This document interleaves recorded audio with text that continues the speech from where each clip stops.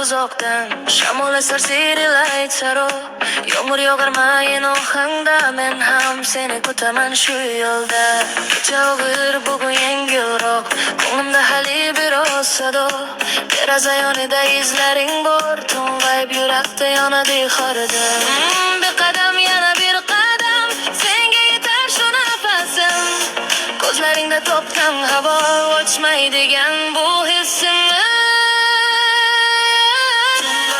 Tunbay, yuragimda sen qol. Tunbay, ko'nglimni olib qol. Tunbay, yuragimda sen qol. Tunbay, ko'nglimni olib qol. Qushlar ovoz kelar uzoqdan, shamol esar siyrilar aytsaro, yomg'ir yog'armayin ohangda. Musiqa yashar yo'lak yaro. Ko'chada so'kin o'ylar uyg'oq, hamma narsa biroz sekin.